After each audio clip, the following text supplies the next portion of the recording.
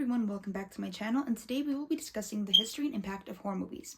Since their conception, horror movies have been plagued with controversy as filmmakers push the boundaries of what is acceptable. Seeking to shock the audience, directors use the public's biggest fears to disturb and unsettle the viewers. Horror films have always been influential within pop culture, the film industry, and social commentary. While many see horror movies as cheesy and gross, their history and impact is much deeper than that. I have loved horror movies for as long as I can remember, and watched them as often as I can, from the silent classics to the rising subgenre of elevated horror. As a film student, I have looked more into the history of cinema and seen the special influence that horror movies have.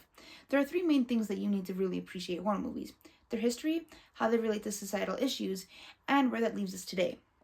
Horror films go as far back as cinema itself. Cinema arose in the late 1800s, and the first ever horror film came shortly after. The New York Film Academy cites the 1896 short film Le Manoir du Diable as the first ever horror film in the article, the first horror movie in the history of the horror genre. The film, directed by George Méliès, depicted a story with elements associated with witchcraft or the occult. This includes cauldrons, bats, and even the devil. After the first horror movie, many directors drew inspiration from literature. This is how we got the first ever adaptations of Frankenstein and the Wolfman. Horror found later success with the rise of monster movies. The golden age of cinema started in the 1930s and ended in the early 1960s. According to an article by Chris Heckman, this era produced some classic monsters whose imagery is still used to this day. This includes Dracula, King Kong, the Mummy, the Wolfman, and the Creature from the Black Lagoon, which IMDb cites as some of the best Golden Age classics. While not considered as part of the Golden Era, possibly the most iconic monster came at the tail end of the 60s, with George A. Romero's Night of the Living Dead, the first ever film to include zombies, which, as you know, would be used in countless amounts of TV shows and movies across the globe.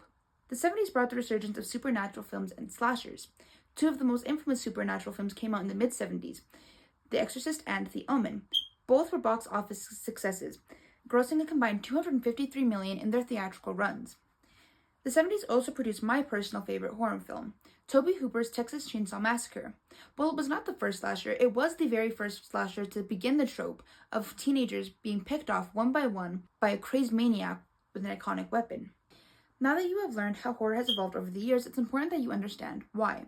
Horror is a reflection of societal fears and issues, and the early horror films showed the society's fear of war and dictatorship. As I mentioned earlier, the golden age of cinema spanned from 1930s into the early 1960s. Now, think of what was happening at this time. This was right at the height of World War II, according to Britannica, and this fear of war and dictatorship was reflected in horror. The University of Southern California recognizes Dr. Jekyll and Mr. Hyde as a reflection of the fear of man and his evil as Hitler rose to power in the article, How the Horror Genre Reflects Societal Fears Throughout Time. The author, Emily states, quote, "In the film, Dr. Jekyll, a noble doctor, becomes Mr. Hyde, a violent criminal, when taking a self-invented serum, unleashing an evil and sinister side of himself. This duality of man, the sides of both good and evil, in one person, seen in Jekyll/Hyde, connects to the reality of Hitler's rising of power." While science fiction became a representation of war, supernatural films began to recognize society's fear of the occult. Rosemary's Baby, released in 1968, was made at a time when religious counterculture was a growing trend, creating fear among Catholic and evangelical groups. The Church of Satan's official website credits Anton LaVey as their founder, who started the church in 1966.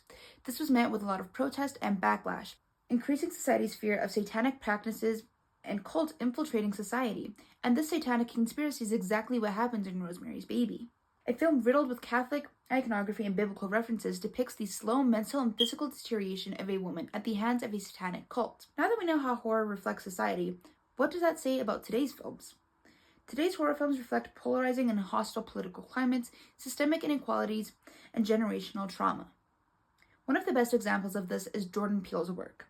Jordan Peele's 2017 film, Get Out, takes a satirical approach to exploring how white supremacy and racism can look in modern times. Rather than a direct and on-the-nose form of racism often shown in media, Peele shows the prejudice of seemingly well-intentioned white liberals who use their position to overtake and silence black voices. Race is not the only issue that Peele explores through film. There are a lot of themes that can be taken from Peele's 2022 Western alien adventure film, Nope. But the commentary on spectacle and exploitation is what stood out to me the most. Social media is a huge part of modern society, and Nope explores the ways that humans will exploit anything for views and for profit. This is primarily shown through Stephen Yeun's character, Jupe, a once traumatized child star turned businessman and showman who tries to make a spectacle and train an actual alien for the sake of profit, which obviously backfires. So today we went over the history of horror films, how they reflect society, and where that leaves us today. And while many see horror films as cheesy and gross, their history and impact go much deeper than that. Horror movies have an interesting and meaningful history. The way they have developed through the decades says a lot about society and what matters at the time. They have always had an impact on pop culture, the film industry, and the state of social commentary and politics. The rise of modern horror icons and impressive directors tells us that this trend isn't going to stop anytime soon.